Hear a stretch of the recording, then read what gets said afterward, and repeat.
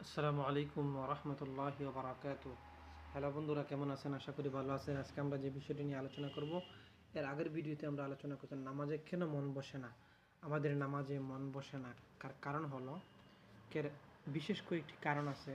এই সমস্ত কারণগুলিতে আমাদের নামাজে মন বসে না, অর্থাৎ সালাতে আমার মন বসে না। তো চলুন, আগের ভিডিও যে আমরা শুরু করেছিলাম, যে বিষয় নিয়ে আলোচনা করেছিলাম সেই বিষয়ে পরবর্তী বিষয় নিয়ে আমরা আলোচনা করতেছি। শুরুতে একটি বিশুদ্ধ নিয়ত নিয়ে আপনি সালাতে দাঁড়াবেন। আল্লাহ আকবার বলে সালাতের শুরুতে নিজেকে গভীর ভাবনার জগতে তলিয়ে দেবেন। আল্লাহ আকবার মানে কি? আল্লাহ আকবার অর্থ হলো আল্লাহ সর্বশ্রেষ্ঠা কথাটার নিগূঢ় নিগূঢ় যে অর্থ সেটা উপলব্ধি করার চেষ্টা করুন। আল্লাহ আকবার বলে আপনি এক সত্তার সামনে দাঁড়াচ্ছেন, যিনি হচ্ছেন আসমান জমিনের মধ্যে সব কিছুর ঊর্ধ্বে। তিনি রাজাধিরাজ অধিপতি, তার ওপরে আর কেউ নেই, আর কিছু নেই। আল্লাহ আকবার বলার সাথে সাথে আপনি এই মর্মে ঘোষণা দিচ্ছেন যে আল্লাহ হলেন আপনার অজ্ঞাত সকল সত্তার সর্বশ্রেষ্ঠ সত্তা। তাই আল্লাহ আকবার বলার সাথে সাথে একটি ব্যাপার মাথায় নিয়ে আসুন যে আপনি এমন এক সত্তার সামনে দাঁড়িয়ে গেছেন যার ক্ষমতার উপরে দুনিয়ার আর কারো ক্ষমতা নেই, যার দয়ার উপরে দুনিয়ার আর কারো দয়া নেই, আবার যার শাস্তির উপরে দুনিয়ার কারো শাস্তি নেই। আর ভাবুন নিজের অগণিত পাপের কথা, অবাধ্যতার কথা। আপনি ঠিক সেরকম অবস্থায় আল্লাহর সামনে দাঁড়িয়েছেন, যেরকম অবস্থায় একজন অবাধ্য দাস তার মনিবের সামনে দাঁড়ায়। একজন দাস বা চাকর যেমন অন্যায় করার পরে খুব বিনয়ী ভঙ্গিতে ভয়ার্ত চেহারায় কাঁপা কাঁপা শরীর নিয়ে তার মনিবের সামনে ক্ষমা প্রার্থনা আশা নিয়ে দাঁড়ায়, আপনিও সেরকম একজন আল্লাহর ক্ষমা লাভের আশা আপনি শুরুতে তার মহিমা ঘোষণা করে দাঁড়িয়েছেন। এরপর যখন আপনি সূরা ফাতিহা তেলাওয়াত করবেন, মনে রাখতে হবে সূরা ফাতিহা কেবল একটি সূরা নয়, এটি উম্মুল কুরআন, কোরআনের মা। এই সূরার সমতুল্য আর কোনো সূরা নেই। এটি সূরা তো অবশ্যই, পাশাপাশি একটি চমৎকার দোয়াও। অথচ দেখুন, সূরা ফাতিহা একটি চমৎকার দোয়া, আমরা বুঝতে পারি না। কেন বুঝতে পারি না? কারণ সূরা ফাতিহা কি বলতে চায়, কিংবা সূরা ফাতিহার আমরা আসল কি পড়ে সেটা আমরা কোনোদিনও জানার চেষ্টা করিনি। এজন্যই আমরা জানতে পারিনি কি অসাধারণত্ব বহন করছে 7 আয়াতের এই সূরা ফাতিহাটি। সাধারণত সালাতে আমরা এত দ্রুত আর এত তাড়াহুড়ার সাথে সূরা ফাতিহা তেলাওয়াত করে থাকি যে আমরা কি বলছি আর কি পড়ছি তা বুঝতেও পারি না। উস্তাদ আলী হামুদা হাফিজাহুল্লাহ একবার একটি কথা বলেছিলেন, সালাতে আপনি যেভাবে আর যে গতিতে সূরা ফাতিহা তেলাওয়াত করেন, ঠিক সেই গতিতে আপনার প্রিয় কিংবা গুরুত্বপূর্ণ কোনো ব্যক্তির সাথে কথা বলে দেখুন তো তাদের প্রতিক্রিয়াটা কী হয়। ব্যাপারটা আসলে তাই। আমরা যত দ্রুত সালাতে সূরা ফাতিহা পড়ে ঠিক একই গতিতে কি আমাদের অফিসের বসের সামনে কথা বলতে পারবো? চাকরির বেহাল দশা হবে না? অথচ আল্লাহ সুবহানাহু ওয়া তাআলা হলেন সম্মানিতদের মধ্যে শ্রেষ্ঠতম, গুরুত্বপূর্ণদের মধ্যে সবচেয়ে গুরুত্বপূর্ণ। আল্লাহ তাআলার সাথে তুলনা করার মতো পৃথিবীতে কোনো কিছু নেই। এত সম্মানিত ব্যক্তিত্ব, সম্মানিত আল্লাহ তাআলার সামনে দাঁড়াই আমরা। তার সামনে দাঁড়ালে ঠিক কতটা ধীরস্থির, কতটা বিনয় আর নম্রতার সাথে সূরা ফাতিহা পড়া উচিত আমাদের। সূরা ফাতিহা পাঠে আমাদের দ্রুততা কিংবা তাতে অমনোযোগিতার প্রধান কারণ হলো সূরা ফাতিহা আমরা কি পড়ি সেটা অনুধাবনে আমাদের ব্যর্থতা।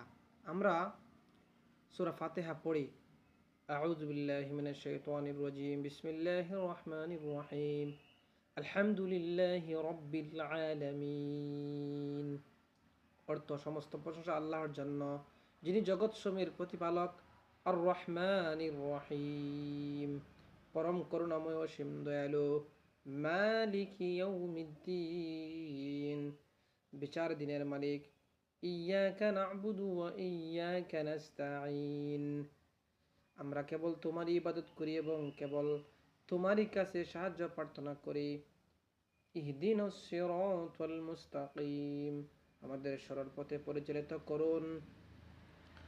সিরাতাল্লাযীনা আন'আমতা আলাইহিম, তাদের পথে যাদের আপনি করুণা করেছেন।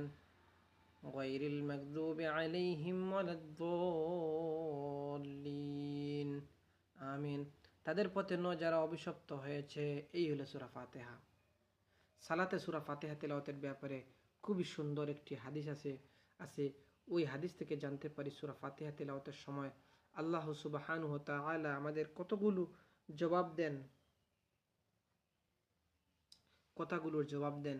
বান্দা যখন বলে আলহামদুলিল্লাহ রব্বিল আলামিন, তখন আল্লাহ বলেন আমার বান্দা আমার প্রশংসা করেছে। বান্দা যখন বলে আর রহমানির রহিম, তখন আল্লাহ বলেন আমার বান্দা আমার গুণ বর্ণনা করছে। বান্দা যখন বলে মালিক ইয়াউমিদ্দিন, আল্লাহ তখন বলেন আমার বান্দা আমার বড়ত্ব ঘোষণা করছে। বান্দা যখন ইয়াকা না'বুদু ওয়া ইয়াকা নাস্তাঈন বললে, আল্লাহ বলেন এই অংশ আমারও, আমার বান্দার জন্য। আমার বান্দা যা চাইবে আমি তাকে তাই দেব। মানে হলো বান্দা আল্লাহর ইবাদত করবে এবং আল্লাহর কাছে সাহায্য চাইবে, আর বান্দা আল্লাহ তার বান্দাকে সাহায্য করবেন।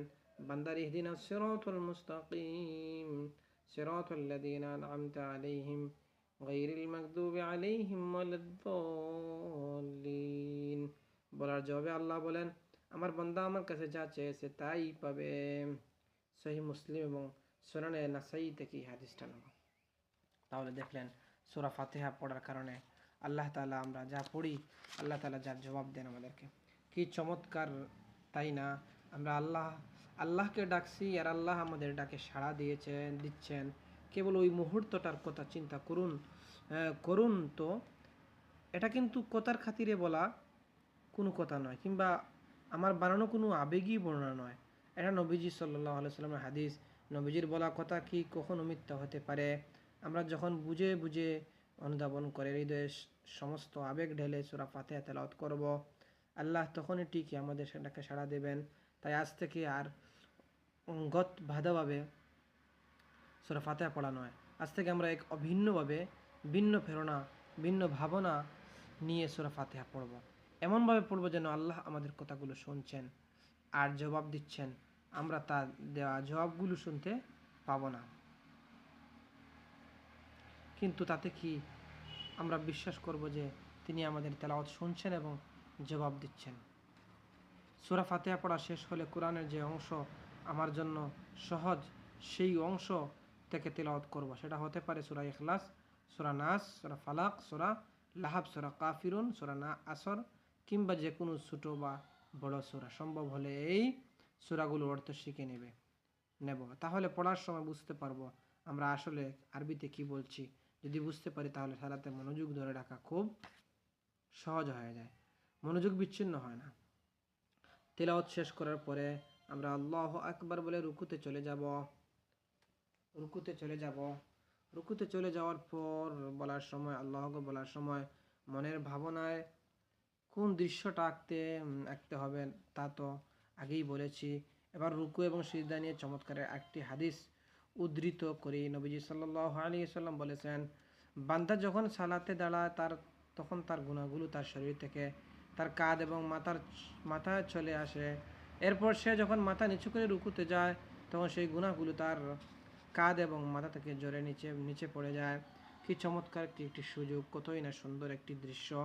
আমরা যখন একাগ্র চিত্তে সালাতে দাঁড়াই অমনি আমাদের সকল গুনাহ পুরো শরীর থেকে কাঁধ এবং মাথায় চলে আসে। তিলাওয়াত শেষ করে যখন আমরা রুকুতে যাই তখন আমাদের গুনাহগুলো জোরে পড়ে যায়। সুবহানাল্লাহ। এই কথাটা পৃথিবীর কোনো সাহিত্যিক, রাজনীতিবিদ কিংবা অর্থশাস্ত্রবিদের নয়। এই কথা যিনি বলেছেন তিনি হলেন সর্বযুগের সর্বশ্রেষ্ঠ মানুষ রাহমাতুল্লিল আলামিন। তাহলে এই কথায় কি কোনো খাত থাকতে পারে? এই কথা নিয়ে আমাদের কারো মনে কোনো সন্দেহ থাকতে পারে? অবশ্যই নয়। তিনি যখন বলেছেন রুকুতে গেলে বান্দার গুনাহ ঝরে পড়ে, তখন সেটা অবশ্যই সত্য। বিশ্বাস করুন এই হাদিসটির উপর অন্তর থেকে আমল করে আমরা খাঁটি নিয়ত আর বিশুদ্ধ ইখলাস নিয়ে সালাত পড়ি। আমাদের মন চাইবে না রুকু থেকে মাথা উঠাতে, মন চাইবে মন চাইবে তাকি না আরও কিছুক্ষণ গুনাহগুলো সব ধুয়ে মুছে ঝরে যাক। আমাদের মনে এই ব্যাপারটি বদ্ধমূল হয়ে গেল। রুকুতে আর আমরা অন্যরকম একটু মজা পেয়ে যাব। রুকুতে আমরা আরও কিছু ব্যাপার মাথায় বুঝে রাখতে পারি, যেমন আমি এমন এক সত্তার কাছে মাথা নিয়ে দিয়েছি যিনি এই সুবিশাল সৃষ্টি জগতের অধিপতি মালিক, যার কাছে আমি নিতান্ত তুচ্ছ, আমি হলাম দাস আর তিনি মালিক। আমি মাথা নুয়ে তাকে বলছি মালিক আপনি মহান, মালিক আপনি মহান। এর গভীর মনোযোগের সাথে রুকুর তাসবিহ পাঠ শেষে সামি আল্লাহু লিমান হামিদা বলে মাথা উঠাবো। এই সামি আল্লাহু লিমান হামিদা অর্থ কি? এর অর্থ হলো আমার সেই ব্যক্তির প্রশংসা শুনেন যে তার প্রশংসা করে। কি দুর্দান্ত একটি কথা! আমি যখন আমার রবের প্রশংসা করি আর রব তখন সেই প্রশংসা শুনেন।